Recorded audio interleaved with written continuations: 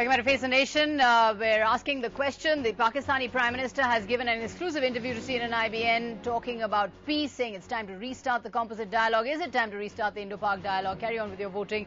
We'll carry on with our discussion. Chandan Mitra, you're opposing dialogue, but don't you think that Pakistan has scored a public relations advantage here? By saying, here we are, we're open to talks, we're doing what we can on terror, we've done more than we ever have, we have taken action against Hafiz Saeed, we've acted against the 5 other accused, and yet India is the one holding out and saying, unless you do this, unless you arrest Hafiz Saeed, we will not talk. Now, how does India look in that situation in the eyes of the international community? So I'm going to get 2 points. First of all, national security is uppermost. Public relations comes next. Pakistan can keep scoring public relations points. They have done so before because they are extremely disingenuous and have always managed to peddle a whole series of half-truths and lies. But not talking may not stop terrorism. Convince, no, but Chandan, not talking may not stop terrorism. Sorry, one second. What are we going to talk about? I mean, Vular Barrage, Sir Creek. I mean, this kind of, is there any point? Yeah. We should talk, as Casey was pointing out, we first need to talk about Afghanistan. Is Pakistan ready? Does Pakistan want us, a major player of the region, the biggest power of the region? You want to keep us out of Afghanistan talks? And if after all this, the trust deficit does not grow, do we expect it to shrink? That's a good point. Embrace the Pakistan without speaking about Kashmir, without speaking about Afghanistan, without speaking about terrorism, talks are semantics, right? There's nothing else to talk about. What else do we talk about? These are the 3 things we have to talk about. But if it's complete deadlock on all 3, then what's the point? No, but the whole point, deadlock is precisely why you need to have talks, right? But I think, these are the major disputes. Right? Apart from the disputes, there are other things where you can make headway. I don't see any problem in a structured manner, beginning the process, for example, of foreign secretaries meeting each other.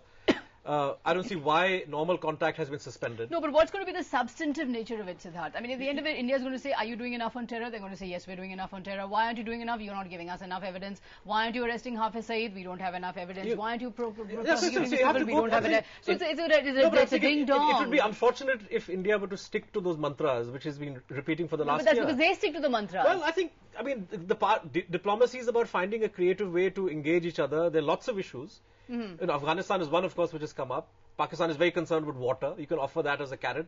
That you're worried about how India is using. So we're looking at a situation where you can have talks with the civilian regime in the hope that the civilian regime exerts pressure on the military regime. I think more than the civilian regime, civil society. These groups. Civil society in Pakistan, which essentially stands for a society that is free of terrorism, free of extremism.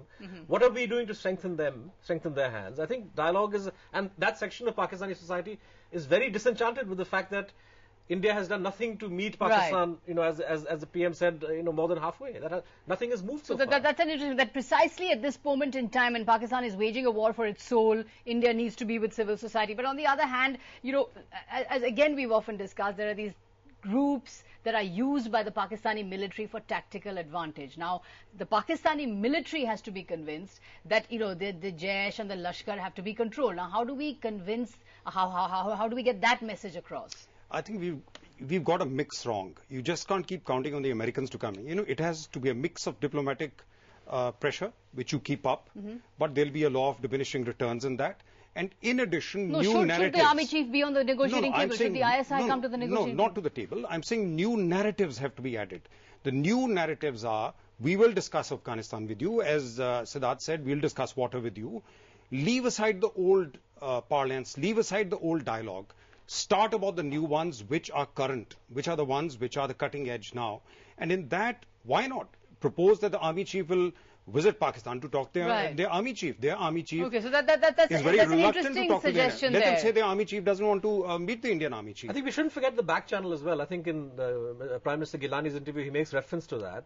The back channel, nothing prevents the back channel from resuming, and there India can ask Pakistan that, look... No, but why can't there be a bold step where you say, okay, we're going to have talks, let the ISI chief... let the army chief come to the negotiating table as well. Well, there was because an they approach may be the real rulers of Pakistan. I mean, the ISI chief, when he met the Indian military attaches in Islamabad last year, made this proposal. Right. Nothing came of it because one wasn't sure how serious he was. But these are all modalities, right? I mean, there's no army-to-army contact, there's no intelligence. Right. So basically, you have to accept the fact that you will talk, so then the modalities can be worked out. I mean, the signal has to come from the top. The willingness has to be there. And the desire to follow it through, not simply to make promises that, there's no alternative other than to talk. Right. Well, I think we're completely out of time on this one. But on the other hand, Siddharth and KC Singh saying that there's definite need to talk and not use talks as a leverage to fight terrorism. Chandan Mitra, on the other hand, saying who do we talk to? What do we talk about? There is no regime security there in Pakistan, nor is there any consensus at all on the items we need to talk about. So thanks very much indeed to all our panelists. What are you telling us at the end of the show? Is it time to restart the dialogue with Pakistan? 43% yes, 57% there are saying no. Still a majority there saying no. Thanks for watching.